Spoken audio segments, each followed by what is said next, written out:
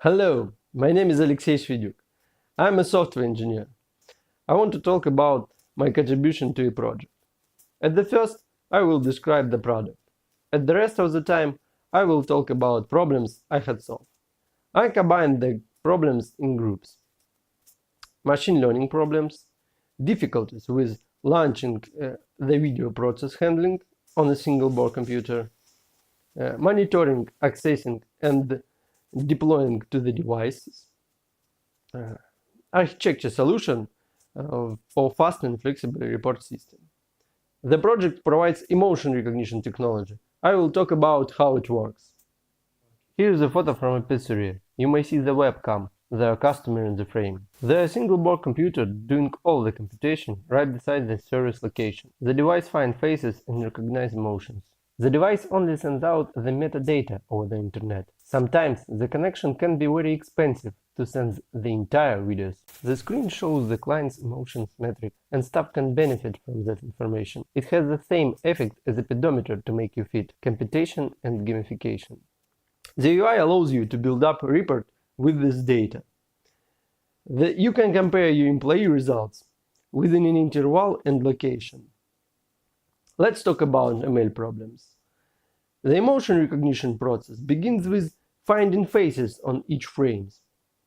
A pre-trained convolutional neural network was taken to recognize one of the 7 base emotions on an input picture: anger, fear, disgust, happiness, surprise, sadness, and neutral. But the picture should contain just a face. In order to achieve that, we need to find all the faces and crop them out of the frame. I processed a lot of pre-recorded videos from the places the device are supposed to be, and got data such as angles, light, and distance from the camera to the people. A dataset was generated in semi-automatic mode to check face detection quality. The face recognition model was a bottleneck, so I took the processing speed into account.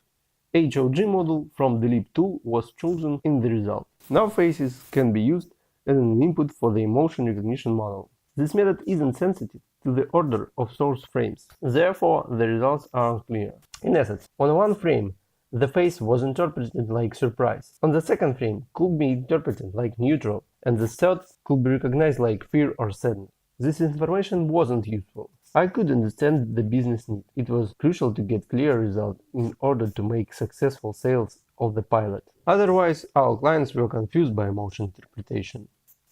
To solve this issue, I created a model which determined the mood as a continuous value changing with time.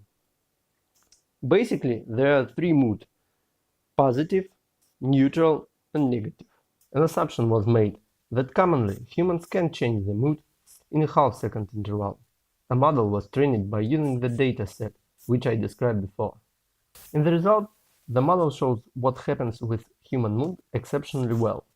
We named it a trend of mood or the trend. After that, it was pretty easy to calculate the amount of different trends per day, staff, shift, etc.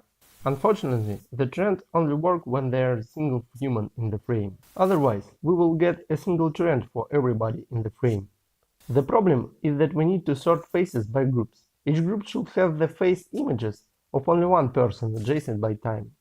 One person can be in a few groups, but each group should contain face of only one person. Also, it's necessary not to decrease the performance. I solved the problem by calculating overlap of face area on adjacent frames. Now the trend could be computed for the face within the single group, and it produced correct result. Still, one human can create several groups if he goes out from the frame for more than a few seconds. It doesn't influence the trend, but this problem solved too. There was a lot of time without anybody in the frame, within each implemented place. It was an idle time. I used this time to calculate a vector of feature in each frame. Performance didn't change since these computations were made during the idle time only. We can compare a pair of the vectors and understand which faces are more similar. This model uses the following artifacts: a vectors of faces, features, the distributions of face by groups, facts about all the faces located within a single frame. In the result, this method united the closest groups very good. Let's talk about the difficulties of launching the video process handling on a single board. The startup principles required us to focus on checking business hypotheses as fast as possible. Therefore, all our efforts were aimed at delivering the valuable features first. At first, the architecture wasn't optimized to run it on a single board computer. But then we were encountered the demand to run our product on the embedded devices. So I had to do my best to adapt the design within the strict time constraints. These constraints dictate the ways and solution for that task. I want to talk in depth about the device choice criteria, but I will describe the libraries running on the device. I just want to say that the reason for this choice and the other restrictions were explained by the values of these parameters. I want to say more about the performance estimation. Due to the specifics of the picked libraries, in particular optimization of computation, it was necessary to compare the performance on our written model. This standard performance estimation script provides unreliable results. The device processes the video stream, records the sound, applies all the previously described models to the frames, then it displays the results on screen and saves them to the database. To do that, I use the following tools. OpenCV to get the frames from webcam and to put the results on the screen. Delete to find faces and calculate facial vectors. Keras to make the emotion recognition model. There are many processes running on the device. One of the necessary processes was saving the video with sound with a positive or negative trend to make sure that mood recognition works correctly. That was a list of tasks to be running simultaneously. I had to work hard to balance the load between this process and to make sure that the message queue does not have any memory leaks. I've had the internet connection issues with the device all the time. This led to a loss of trend. It was necessary to change the system in such a way that it keeps everything locally. And when the access to the central server appeared, it will try to upload everything sequentially. And of course, I had to change the system as soon as possible and with minimal revisions. Before the changes, the main processing daemon sent data to the server and processed the video stream in the same thread. At first I set up a database on the device with the same scheme as a remote one, and I extract the interface of the facade. Then I made the implementation of the local facade. It was a simplified implementation of the remote facade. I successfully made a decorator which creates a record in the queue each time the facade method is called. There were a few dozen devices in 3 different cities in Russia at the moment of the pilot's introduction. So I needed to organize access, monitoring and group deploying to multiple remote boxes. I made a virtual private network and generated a private key for each one. There was an OpenVPN server on our virtual machine with a web UI. I had full access to each device over our VPN.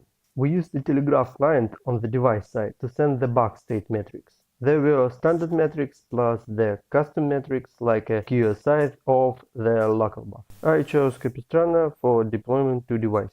Let's talk a little about the UI. Once again, the restriction of startup environment required us to move fast and get client feedback as soon as possible. Here is a list of tools I used to build UI. Ruby on Rails was used to build server-side. Code-first approach allowed me to create new features quickly. Almost at the beginning, I understood that only the server-side rendering wouldn't be enough, so I started using React.js on the front side. Then it became a separate Docker building statics for the front. I used the engines to provide static files, including videos. Our first client had one camera on each establishment. The second client had many service locations within establishment. The third client had different departments across many addresses. One of them wanted to process only the client's emotions. Another wanted to get the staff emotions too. All of that led to a combinational explosions of ideas about reports, access and kinds of interface organizations. As a result, I built a page management system with flexible reports constructor. One box can create nearly 1 million trends per month. To keep the flexibility in the report system, I had to make fast access to aggregated values of trends table. The issue was solved by calculating cubes for roll-up systems. The network latency had an adverse impact on a local buffer queue. In essence, the connection channel was enough to send all of the data, but the queue was filled faster than it unloaded. There were difficulties with the dependencies between tasks in the queue, but some tasks could be done simultaneously. I managed to make a store procedure to load data by packets. Thanks to great PostgreSQL JSON tools.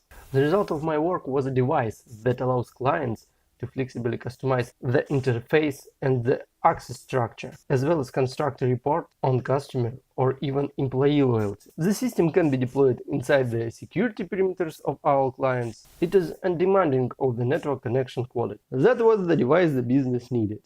It was an overview of one of my most interesting project solution whys.